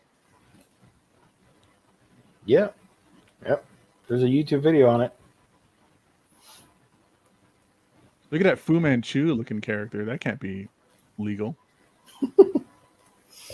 Did you see that they took off the martial art books on the Marvel website? Yeah, all the Shang-Chi stuff is going away, right? Yeah. They must have lost a license to one of the characters or something. Deadly Hands Omnis, those are gone. SNES. So that, I think, give it like a solid decade, and I think those books are going to be really valuable, in my opinion. Oh, I don't doubt it. Oh, I'm sorry, Derek. I'm not a fan of this game. What the hell? This looks kind of lame. I'm sure it doesn't look like Super Nintendo graphics. Ugh, I'm not a fan of this. I'm sure that the show was fine or whatever, but this game does not appeal to me. Dude, there was the Tick. There was a Tick game on SNES. Wildcats. The Jim Lee comic had a game. Yep. They put out the Prime had a game from Ultraverse. He had a game. Yes, the 90s was a great era for independent comics because they got a lot of video game adaptations. Yeah. I remember Scud the Disposable Assassin had a Sega Saturn game, and that game was awesome. It was very it was a side scroller. It was very Earthworm Jim, like side scroller with a bunch of goofy stuff going on. Do you remember the game for Exo Manowar and Iron Man? Yes, I was going to bring that up too when we were talking about that Nightman. Is it Nightman? Shadow Man, I think from Valiant got a game too. Yep. Alf had a. They were just that was also because Valiant got bought by Acclaim, so they were just kind of using their license and getting stuff out. I think it's pretty funny that for most non-comic readers, they know of Shadow Man as a video game and not a comic. I find that so wild. Speaking of wild, this game's wild. graphics Oh, are look at done. that! Look at that! Like first, like 3D video game graphics they were trying to do here. Yeah, it's like 3D and full motion video mixed together. It's kind of weird. Another great one, The Death of Superman, which is just That a really cool beat 'em up. that was great. And it followed the story too, from like the beginning to the end. Like it was like Death of Superman and the Return, where you got to play as all four of the imposter Supermans, like Eradicator and Steel and Superboy and stuff. Yeah, love that game. Loved it. James is Maximum reminding Carnage everybody. had an awesome game. Fight Alf Me, had a video game. Alf. That game sucked. I'm sorry, James. I He's hated going that around game. eating cats. Yeah, he puts the cat in the sandwich like in the show. But I do think all these games, superhero games, I think they need to be collected again in new retro collections. It'd be fun. I'm wondering how that works, like licensing and trademarks or whatever. There was an announcement that at the Disney, what's the convention for Disney? D23. D23. They were going to make an announcement for video games with Disney and Marvel. And I know it's not going to happen, but I tweeted about it. I would love to see like a Marvel gaming set, a retro collection with like the Punisher beat 'em up, the X-Men stuff, the Spider-Man. It's not going to happen, but that Punisher game is like a $500 game. I know, that's why we need those games. I had that too, dude. I had that game. It was a weird like side scroller shoot 'em up, but it was like you really were like on one edge of the screen, and then you had like your crosshairs that you would move around, and you just blast people. It was very Fatal Fury, but with guns as well. You could shoot people up. So you pick up like knives, and you can pick up baseball bats and stuff, and drop kick people. You can get it now on the Arcade 1-Up cab for the Marvel superheroes cab, I think. So that's fun. You got to play as Nick Fury in that game too. Nick Fury and or Punisher, yeah. They had so many good like comic book video games back then. I mean, not just like the fighting game. Yeah, dude, that game is so much fun. The first Punisher game on regular NES was like a weird game. It was like a back view of Frank Castle, and he was just mowing down people. And look at the friggin' Kingpin. He's massive. So I would love to see a collection of that. Yeah, that's fun. The X-Men. Wolverine had a couple games that were cool. X-Men had a few games that were cool. I want that X-Men cap so bad, but dude, these 1-Up cabs got super expensive, dude. I remember they used to be like $400. I want to say. Yeah, because they started changing the screen and the materials and all that. They're pricier now. Yeah, now they're like $500, $600, $700, and then once they like go out of print or whatever, forget about it. The Star Wars cab that came out a couple years ago, that's one of the priciest. People are selling it for like thousands of dollars on eBay because that sold out super fast, and they've been asking them to reprint it, and they haven't done it yet. Now the rumor is, and there was some leaked footage that they're going to do like have you seen the Pro line for Arcade 1-Up? No. Where it's as close as possible to the real thing. Let me go to Arcade 1-Up. Stupid boot off hurts. Settle in, boys. We're going to another rabbit hole here. So they're coming out with NFL Blitz and Marvel vs. Capcom 2. That Marvel vs. Capcom one's great, and everybody's pissed off about it because that's the game everybody wants, is that Marvel vs. Capcom 2. It's so far, it's the only way you're going to get it at a reasonable price or not reasonable because it's $400, but whatever. The game is jailed because of the licensing issues between Capcom and Marvel with so many characters. So they could only work out a deal for this cabinet. So we're not going to get a re-release on consoles anytime soon. So if you want Marvel vs. Capcom 2 and you don't want to pay hundreds of dollars for it, you can get the cap. So there's this line here. Is it that expensive? I remember like the PS2 version was like always expensive. That was always a pricey game. That was like the first game I ever knew that was pricey at the time. Let's go to Is that the Marvel. only version? Was it only Super Nintendo that it came out? Not Super Nintendo, excuse me. No. PlayStation 2? PlayStation 2, Xbox One, or Xbox, the original, sorry. Xbox, yeah. And Dreamcast. Okay. Let's go to price chart real quick. So somebody, Rafael Miranda was talking about the Punisher game where you could torture people. That game's awesome. Me and Lou talk about that game all the time. Where you I could do just remember that. Yeah, you got you put their head into like a buzzsaw, you drown them or stuff. That game was great. I think that was based around that was before Garth Ennis, I think. But yeah, that was such a cool game. Look at this nonsense.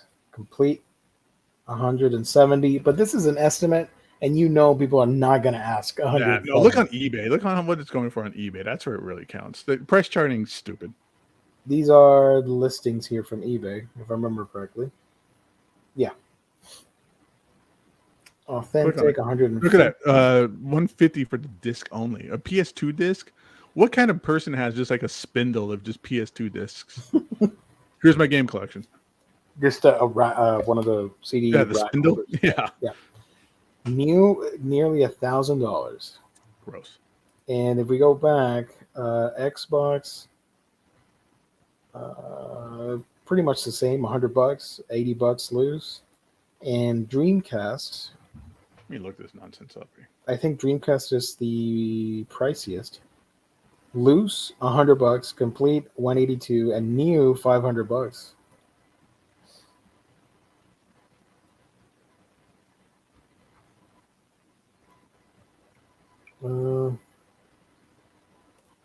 And man, you got a good memory. I remember around 3 years ago when Gabe was buying some old games. I remember him showing the Maximum Carnage game. Yeah, I have that right here still. I still got it.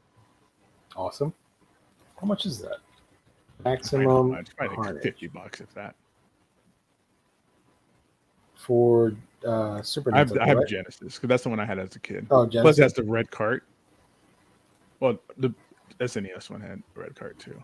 Yeah, Genesis is the cheaper version.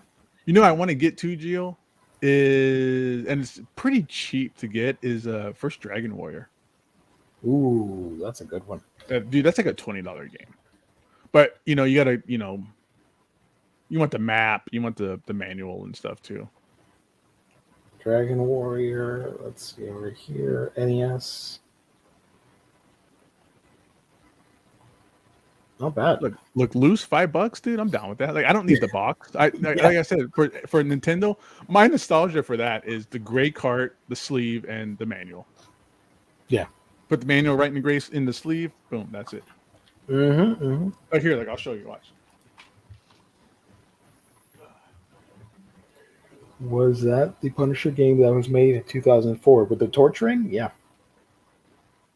This one. Punisher.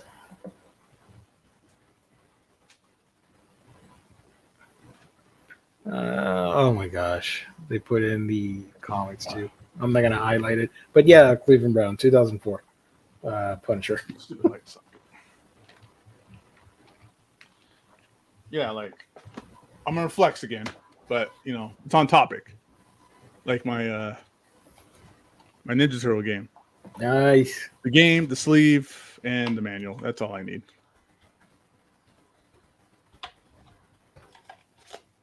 That game is going for a couple bucks. And there's my Maximum Carnage. Awesome. And another cool. This is just a cool flex. This is just me showing off, but it is what it is. Wolverine game for NES. I have it signed by Jim Lee. Nice. I forgot about that one.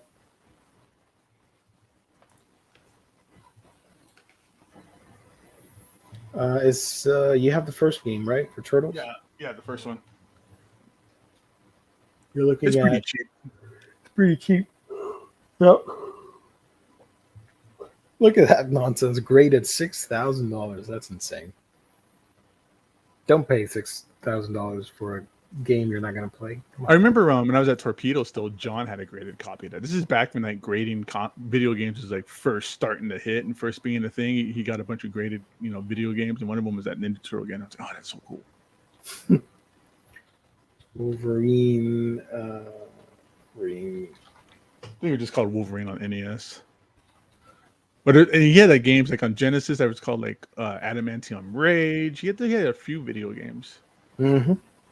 Is yours complete? Because you're looking at 130. Not yeah, not 130. bad. Yeah, mine's complete. It's the box is like not perfect. It's okay, but yeah, it's the box. It's the game. It's the manual.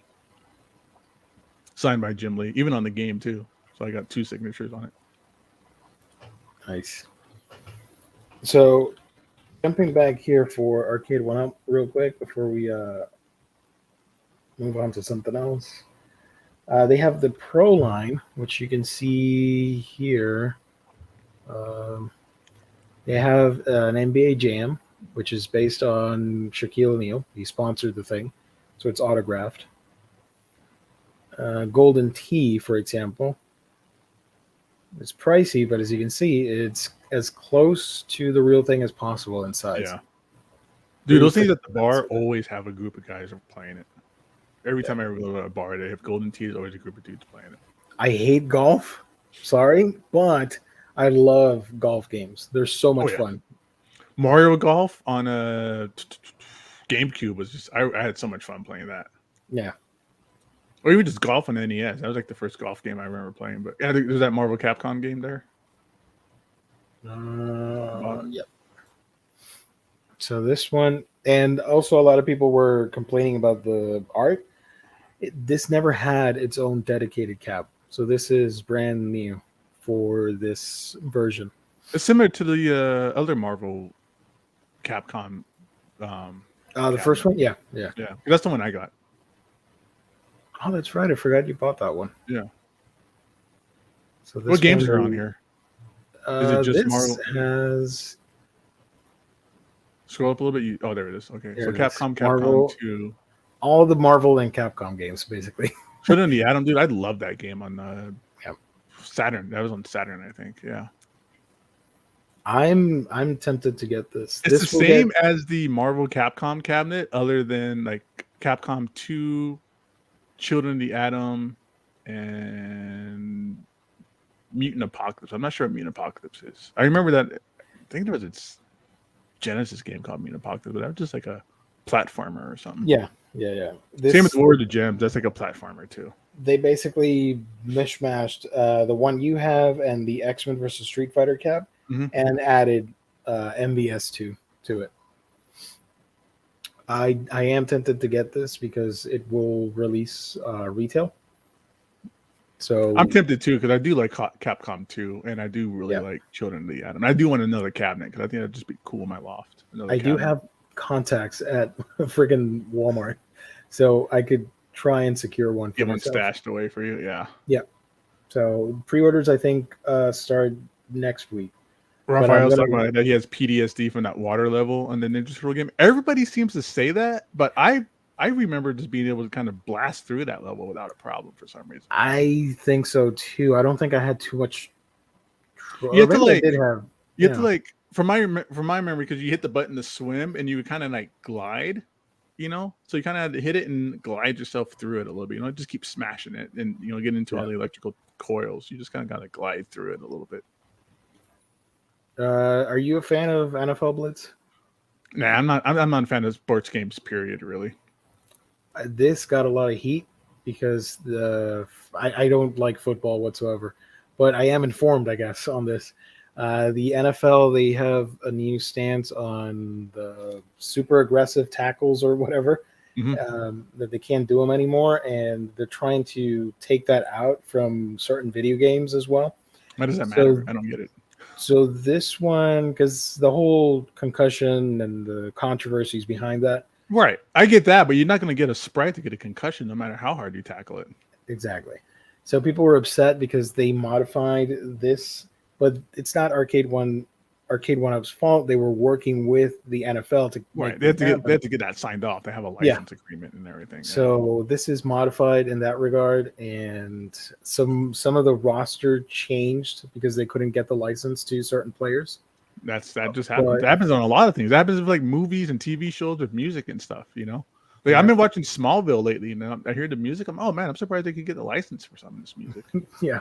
That's always a pain in the butt. That was a problem with Quantum Leap for a while. You couldn't get Quantum Leap on DVD or whatever because of some of the songs. I think you still can. I think they just took the songs out or replaced it or something like that. Same with things like Scrubs and a lot of those 90s shows that had like really cool soundtracks. Like the music rights always kind of, it's always a convict of things. Yeah. Killer Instinct, so cool. Combo breaker. This one is getting the Pro edition where it's as close to the real cabinet, and it's going to be freaking massive. There's Battletoads on it too. That's a frustrating game. Yeah, this has K1, K2, and Battletoads as a hidden game. But I can't find any images on the Pro version, which I wanted to highlight. Get out of here, Blitz. I don't care. T2. That T2 is cool. Guns. That was a fun game. This one, the problem with this one, it's too expensive for what it is because it only has one game and behind the scenes, like a making of documentary within the cabinet. So that's really random. So yeah, this was $700 for one railgun shooter. No wonder it's discounted now. Yeah.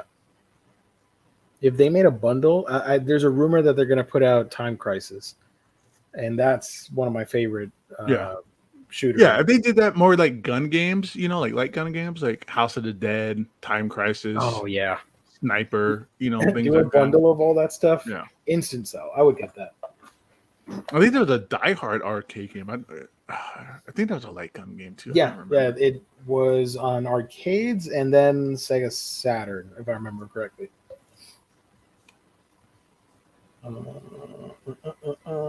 Yeah.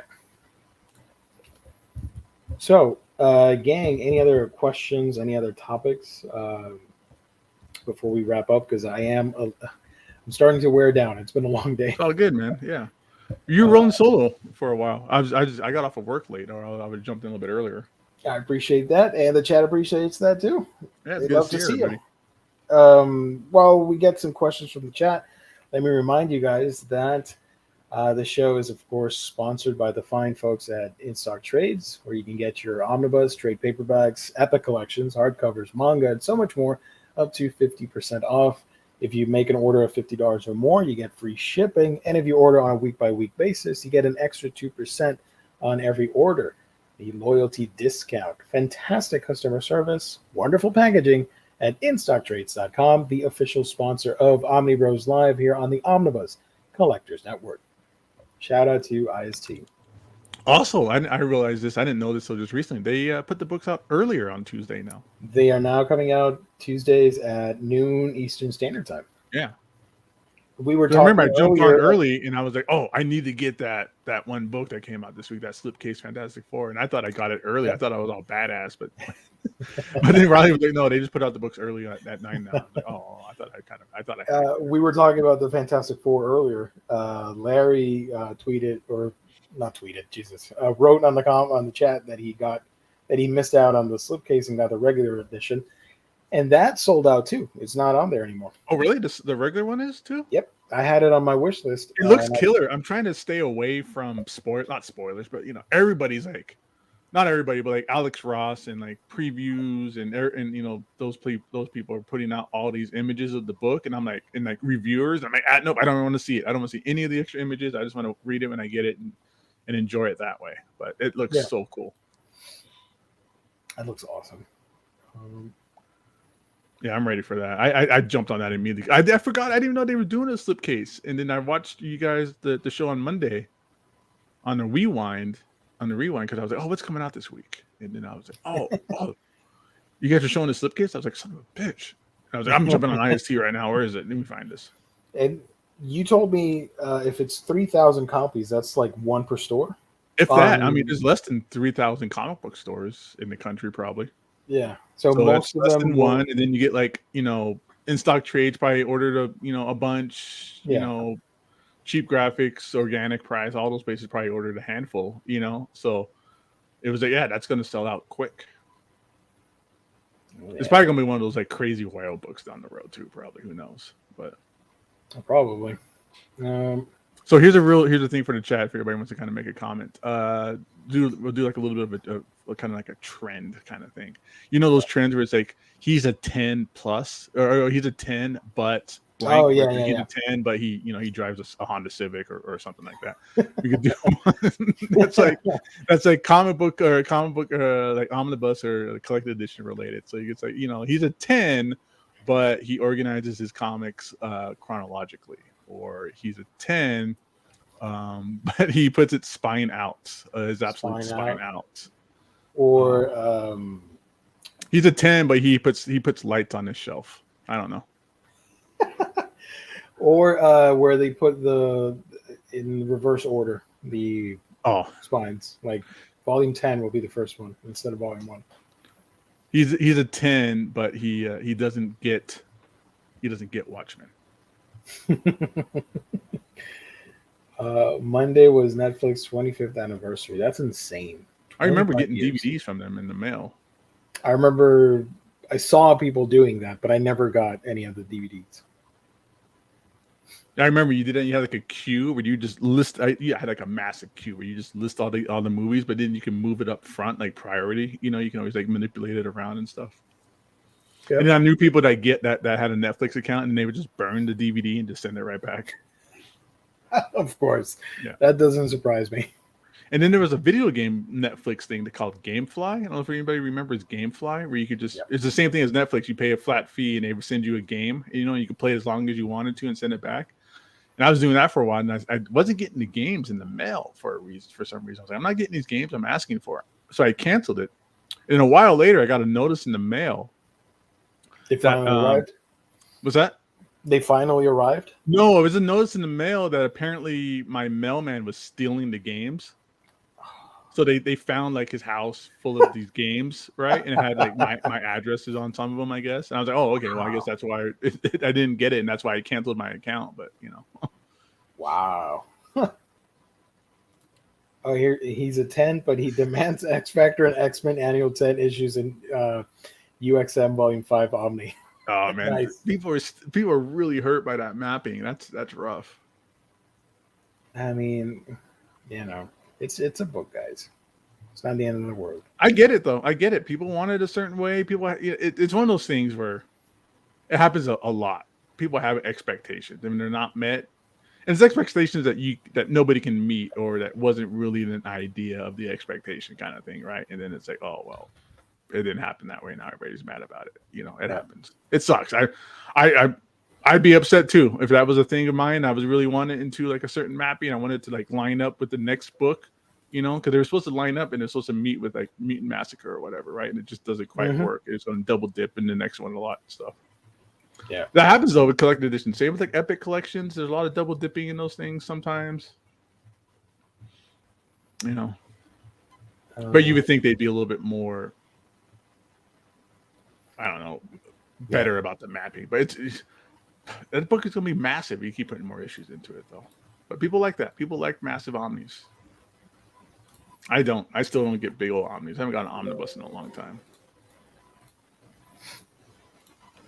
I'm tempted to get that X Factor though, the Peter David Volume 2, the X Factor investigation stuff, and that Peter David Captain Marvel, because those are the two I wanted for years. I wanted those in collected edition so bad.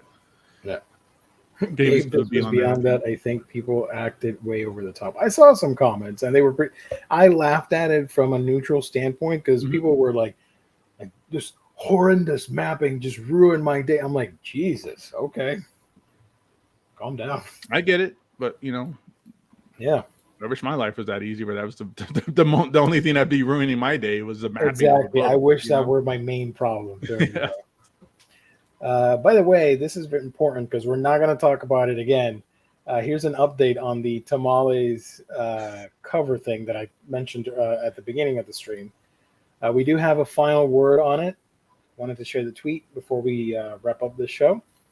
Jorge Molina tweeted out, was it today or yesterday? I think it was yesterday. Yesterday. Good news, everyone. I'm excited to share the official DC Hispanic Heritage Month cover for Titans United Blood Pact #1. The homage to La Patria is what is going out on the comic. Sorry for the confusion. The edited version I drew was an alternative option, not final. So rest in peace, the tamale variant cover. I wanted that tamale one so bad, dude. We should just make acetate covers and sell it. Or something. But But here's the thing, though. So did he draw that Space Tamales one? He's saying? His edited version was the one without the eagle on the flag, and he doesn't have the Green Lantern logo on him. Right. And then I like how this one still has tamales in it, though. And then it didn't. The tamales are there actually. Yeah, they're in the wing there. You get the space stuff going. Yeah, the construct. So the one with the bag was done by DC. Whoever drew that isn't that bad though, because that was a good-looking bag of tamales. Like that really looked like like he went to some space parking lot and found that family selling tamales. So yeah, rest in peace, the tamale bag. I'm interested to see if they're going to put out more of these horrendous covers for Hispanic Heritage Month. I'm looking forward to making fun of that. You know what? I was looking at those covers that you guys were doing it on Monday, and I didn't. They weren't that bad. I don't think any of them were really that bad. I like the idea of Hispanic culture being food, because our culture is very food and family oriented for sure. Yeah. So if these covers were more of that, of like family sharing food and people making food for their family, like if it was Green Lantern in a kitchen making tamales and had a bunch of green constructs of people making tamales to help them out, because if anybody's ever had like an aunt or a grandma who made tamales, it's an all day event. Like it's not like you just don't slap together tamales. Like it's going to be an all day event. Yeah. So I can see that being something, because it is part of the culture, is family and food and sharing food and things of the sorts of like that.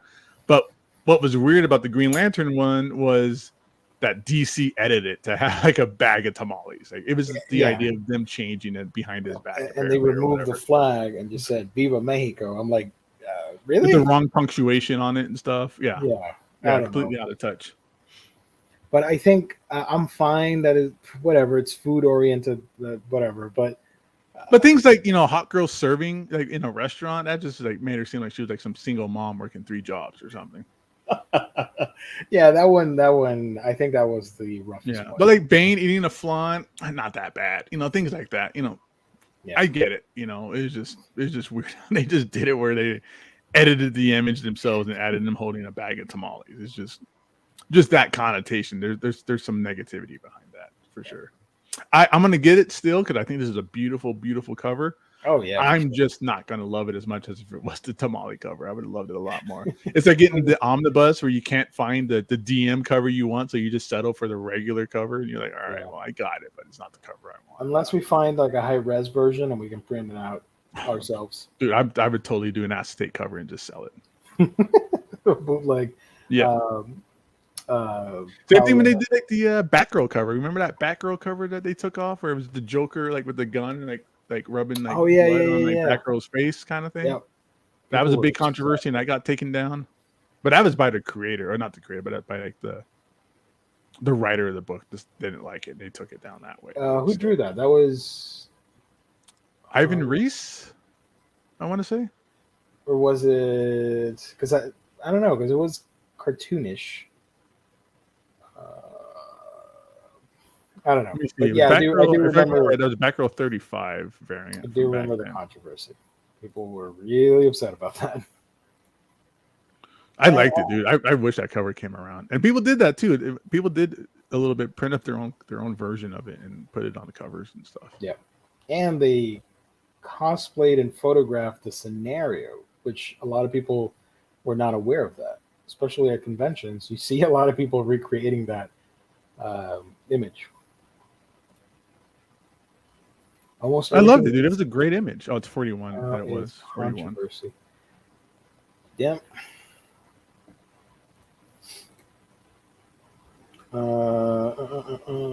So while we're doing that, chat, let me remind you, tomorrow we're going to be doing a manga solicitations for all the stuff that's coming out in September. I'm going to be joined by Riley on that, and we're going to talk some other news items as well. So join us for that if you can. And then Monday we do it all over again with collected editions and hauls, reads, and all that. Yeah, fun I'll stuff. be back on Monday for sure. I got I got some Hall stuff to show off, and I've been reading a lot. It was Batgirl 41, and it was Raphael Albuquerque that did that. Oh, there we go. I knew, yeah, because somehow I kept thinking it's rather cartoonish, unlike Ivan Ray's with its serious designs. I understood the controversy, but they should have they could have released it. I mean, it's the villain. That's what It's a killing joke. It's a part of DC history. 100%. Yeah. And they were mad at that. Oh, that's that. You know, they're making it where.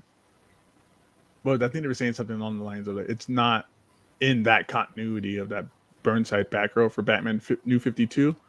But they referenced it on like a different image. Like I think it was the Batgirl annual. They referenced it on the cover. So it did happen because the whole premise of New 52 Batgirl is that she gets the operation to fix her spine. Yeah. Because they retconned it, instead of just being full paralysis, it was a partial one.